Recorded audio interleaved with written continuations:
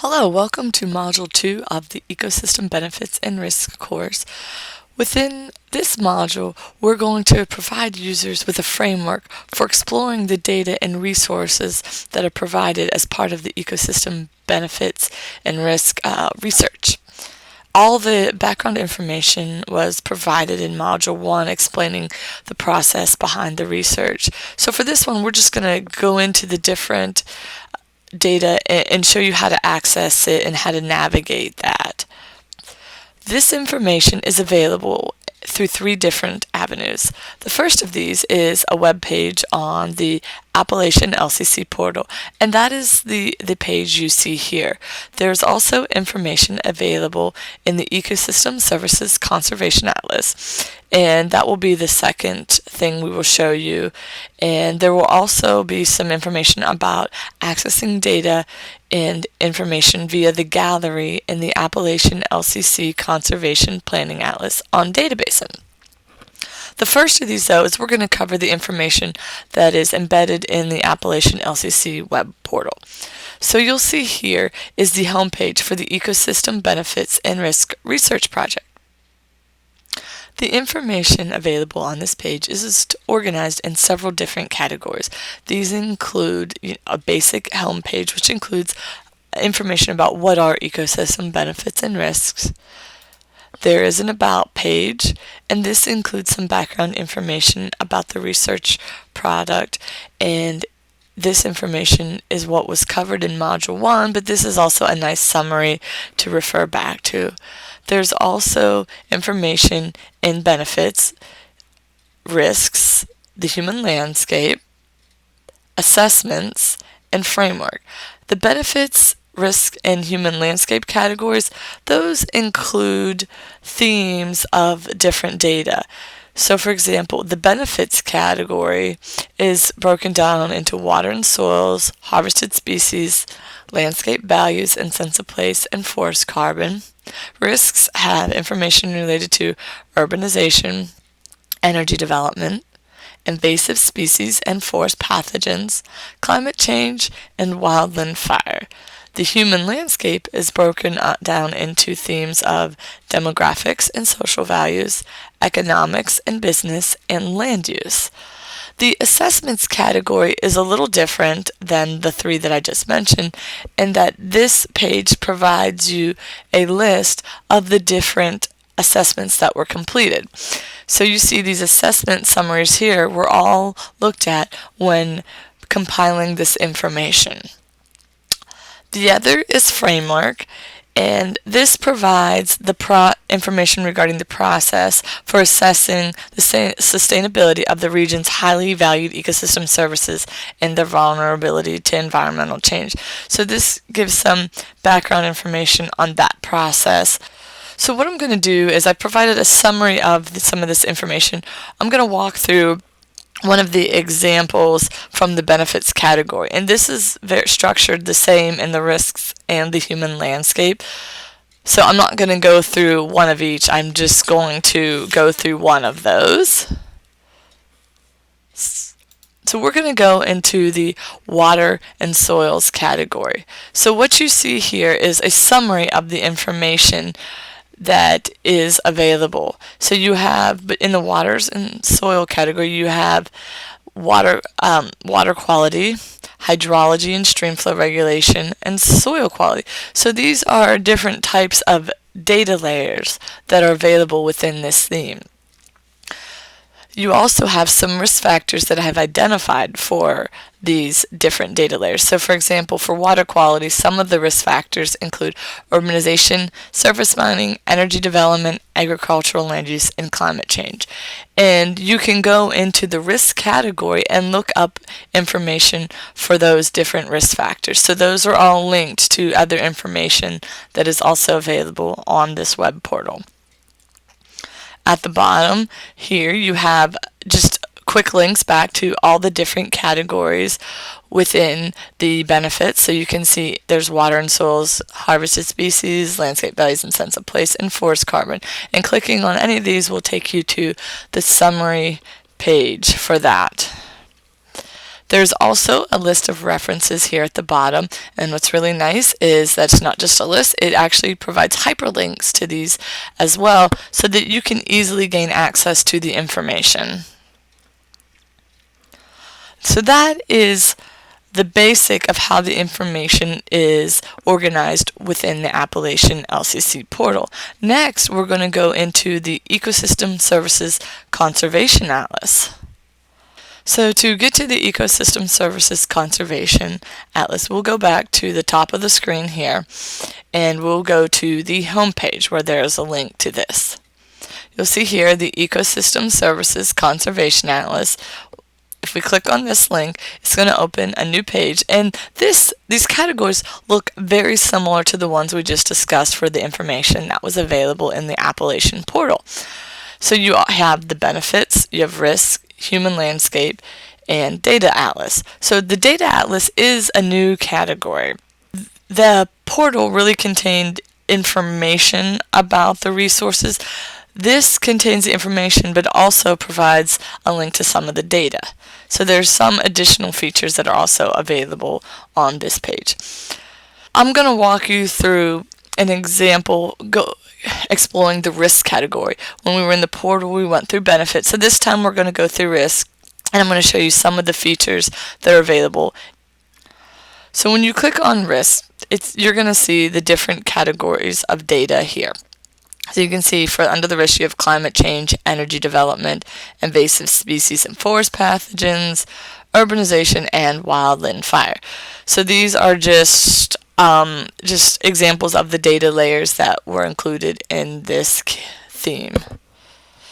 There's not as much of a summary information here, so more of the information about risk is available within the Appalachian LCC portal. So that's a slight difference between these two different platforms. So if we click on climate change, it's going to, once again, here's more of a summary of the different climate change, that theme. And you can see some of the data layers that are available. So you can see all that information here as you scroll down.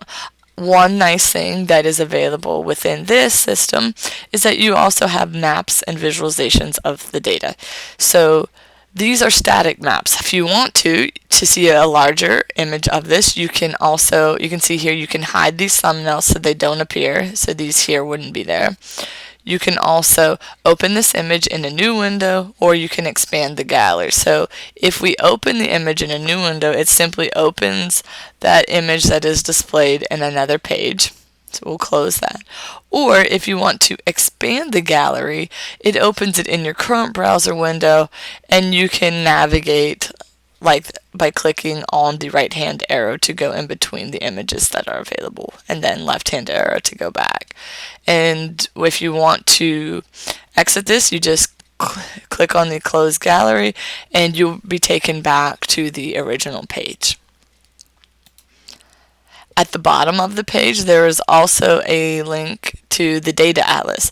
So what this does is actually takes you to the actual data layers that were used. So up here at the top you see, different types of data layers and information about them, but these are links to the actual data. So we can click on the Palmer Drought Severity Index, and this opens a link within the data atlas. And there are maps again on this, but these maps are specific to this data layer. And then there's information here in this section about that specific data layer. Right under that description, there's a Learn More and Access This Data. And you may have one link here. In this case, we have two, that these links take you to the original data source that you can go and access. Note that these links don't all go back to one location. They're going to go to different pages just based on the data layer you're looking at. There's also a reference by link down at the bottom of the page that gives you information about the category that data layer was in. So if you look, it says referenced by climate change. So if you click on this, it will take you back to that climate change summary page for that theme. We accessed information in the data atlas by going through the different data categories and themes. However, you can also go into that in the data atlas directly. So if you're on this main page and you see the different categories over here, if we click on data atlas, that will take us directly into the data atlas, and here you can actually search by different themes or topics. So you can see they're all listed here, the different themes: forest, carbon, harvested species. You can see the whole list of them, and you also see, so right now we're looking at all of the themes or topics, and so you can scroll down here and get a good idea of all the information that is available. So for instance, we want to go into forest pathogens.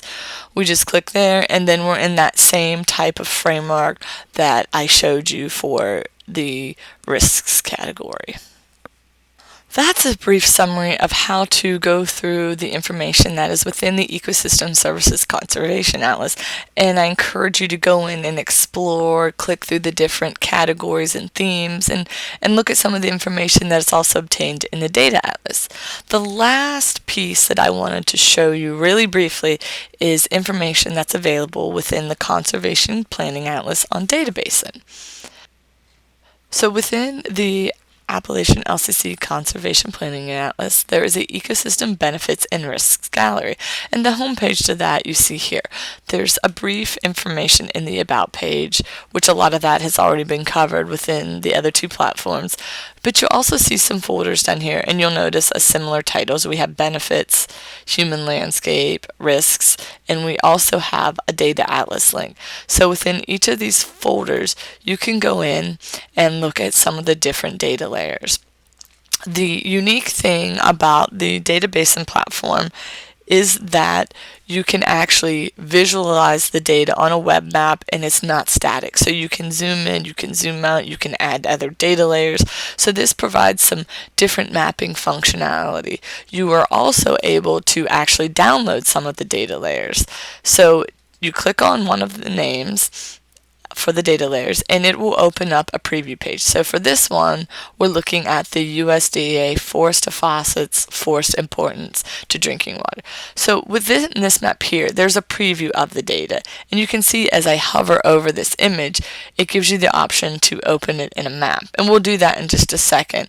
But I also wanted to show you that you have a download option, and so you can download the external source data. So this is going to download a zipped shapefile of the data, including a layer file, so that you can preserve the symbology that you see here. But if you want to view the map, just click Open in Map. So this is what the web map looks like when you open it, and so you can see you can scroll, and then you can also zoom in. There are some other features that you can do. You can export your map as a PDF to be, as a PowerPoint or different picture formats. You can see when you hover over that, you can see this rectangle here is showing you the area that you would be exporting. You can save this map, and if you're a logged in user, you can save the map and you can come back to it at a later time. And there are some other tools and features available here which you can come in and export. So we've covered 3 different types of ways to access the information and resources from the ecosystem services and the benefits and risk research study. You can access information from the Appalachian LCC portal, from the Ecosystem Services Conservation Atlas, and you can also access information from the Conservation Planning Atlas on Databasin. Each of these avenues for accessing the information can be useful, and some of them contain some additional information, so I encourage you to go in and explore each of these available avenues for information, and your how-to exercise will get you to go in and explore these on your own.